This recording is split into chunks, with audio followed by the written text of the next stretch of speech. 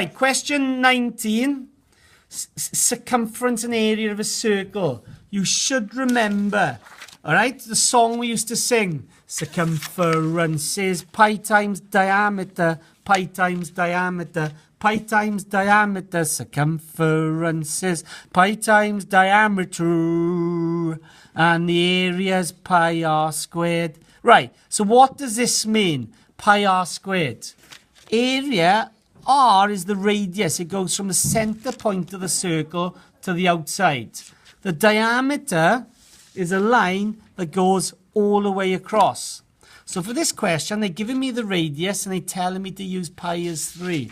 So I'd be saying it's 3 times the radius is 4. So it's 3 times 4 times 4. So 3 times 4 is 12. 12 4s are 48. And because its area is 2 dimensions, is centimeters squared. A lot of questions on your GCSE will tell you the unit, centimeters squared. Number 20, circumference is pi times diameter.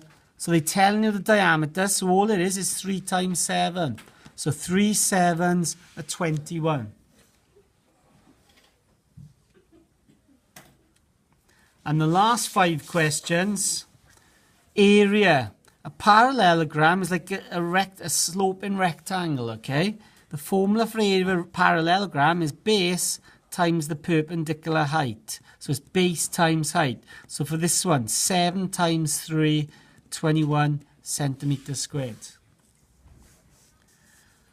When you're guessing with angles, most shapes with angles, they're pretty much 2 important numbers you really need to know, are like 180 and 360. So if they're giving me 3 angles of a quadrilateral, even if I don't know what that adds up to, I'd be thinking, right, let's add them up. I want to find the missing angle. So I'd be saying 148, 104, and 36. Adding them up, 8 add 4 is 12, add 6 is 18, 8 down, carry the 1. 4 add 3 is 7, add the 1 is 8. 1 add 1 is 2. So it's 288. So this can't add up to 180. You should know anyway, it's 360. So the missing angle is 360. Take away 288. 0 take away 8 I can't do. So I'm going to borrow 1. Take 1 off the 6 to be 5, and that becomes 10. 10 take away 8 is 2. 5 take away 8 I can't do, so I'm going to borrow 1. 15 take away 8 is 7. 2 take away 2 is 0. So it's 72 degrees. Last few. Right, given to you on the front of an exam paper is the formula for area of a trapezium.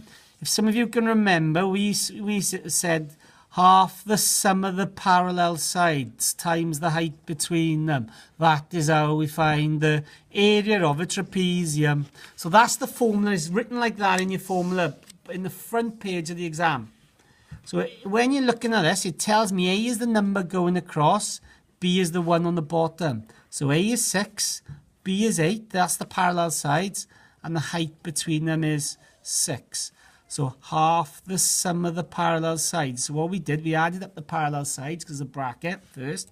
So 6 add 8 is 14.